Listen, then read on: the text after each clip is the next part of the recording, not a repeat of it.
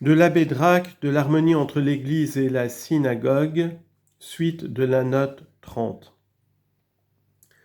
Le célèbre grammairien Rabbi Eli Halevi, ou Lévita, fut accueilli avec distinction et richement entretenu dans la capitale du monde chrétien, où M. Beugnot ose affirmer que l'on craint les Juifs à cause de leur connaissance dans les langues orientales.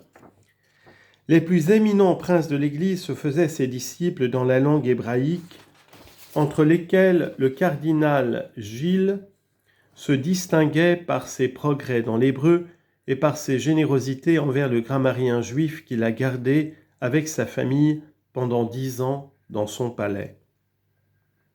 Voyez la seconde préface rimée en hébreu du livre de Lévita, Masoret Hamosoret. Le rabbin, amèrement censuré par ses coreligionnaires pour avoir enseigné la langue sainte à des impurs chrétiens, fut obligé de publier une apologie de sa conduite à cet égard. Pour mieux réussir à désarmer ses accusateurs, il se justifia en très beaux vers hébreux.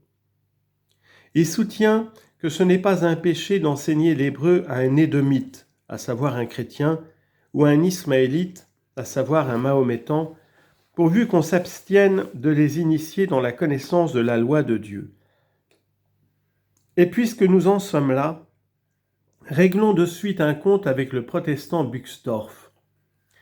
Ce savant hébraïsant avance que, parmi les modernes, c'est Jean Reuchlin qui, le premier des non-juifs, s'est occupé de la langue hébraïque et en a répandu la connaissance parmi les chrétiens.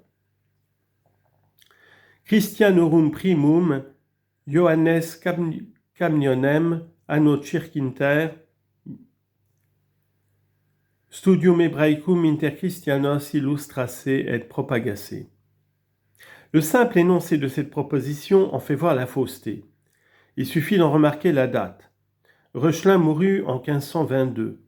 Il y a du chemin à faire pour remonter de cette année à 1312, époque où Clément V plaçait dans chacune des principales universités d'alors 2 professeurs catholiques, sufficientem habentes, Hebraicae, Graecae, Arabicae et Caldae linguarum notitiam, à savoir ayant une connaissance suffisante dans les langues hébraïques, grecques, arabes et chaldéennes. De nos jours encore, continue M. Arthur Beugnot, 3e partie, page 192, l'étude de l'hébreu s'est maintenue dans le clergé réformé, tandis qu'elle est absolument étrangère au clergé catholique. M. Beugnot, si nous le comprenons, veut dire que cette prétendue ignorance du clergé catholique dure encore de nos jours. Il ignore donc lui-même tous ces grands et profonds ouvrages sur la langue et la littérature hébraïque et rabbinique que nous devons à la plume du clergé catholique.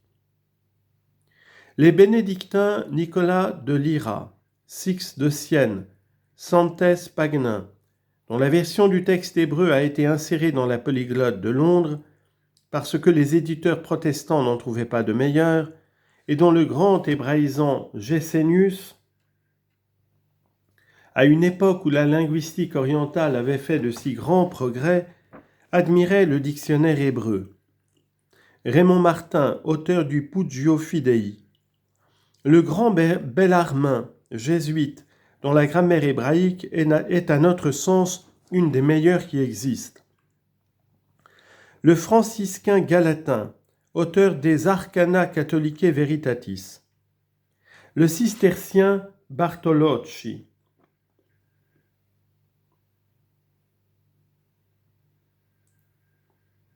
Auteur de la Magna Bibliotheca Rabbinica, l'archevêque et l'abbé Assemani, l'hébraïsant géant de Parme, c'est-à-dire l'abbé de Rossi, et tant d'autres dont nous pourrions grossir notre liste, sont là pour donner un démenti éclatant à l'assertion de M. Beugnot, hasardée sans fondement.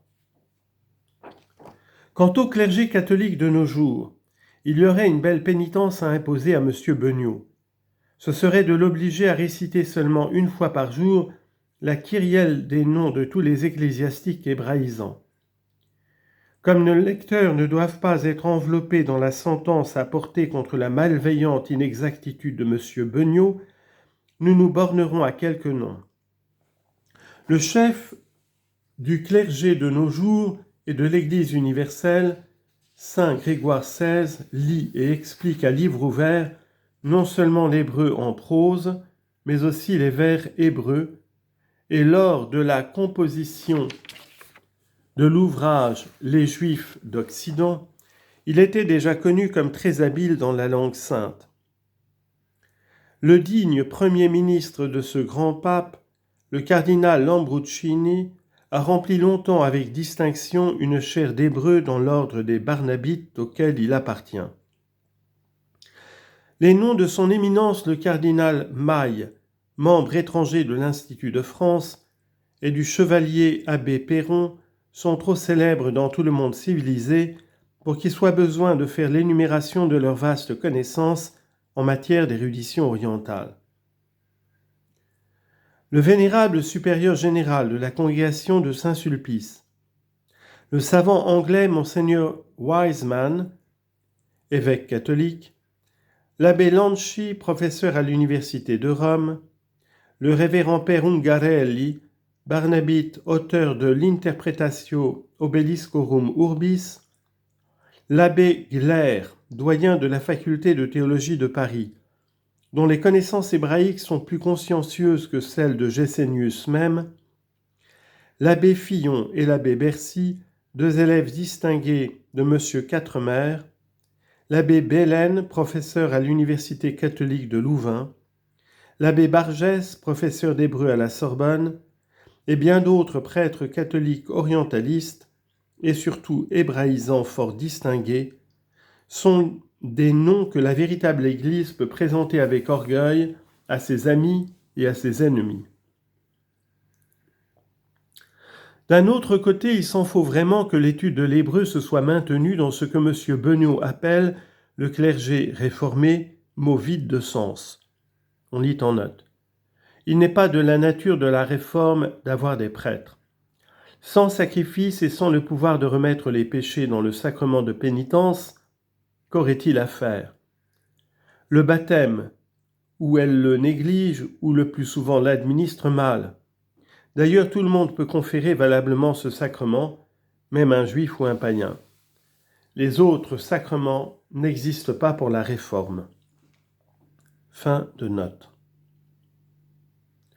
Nous connaissons parfaitement beaucoup de ministres de la réforme dont plusieurs pourvus de riches bénéfices dépouillent des pieuses fondations des catholiques, et nous pouvons affirmer qu'ils ne sont pas plus forts en hébreu que l'auteur des Juifs d'Occident. M. Beugnot a-t-il mieux réussi quand il a voulu donner une idée juste de l'esprit de la nation juive d'Occident ?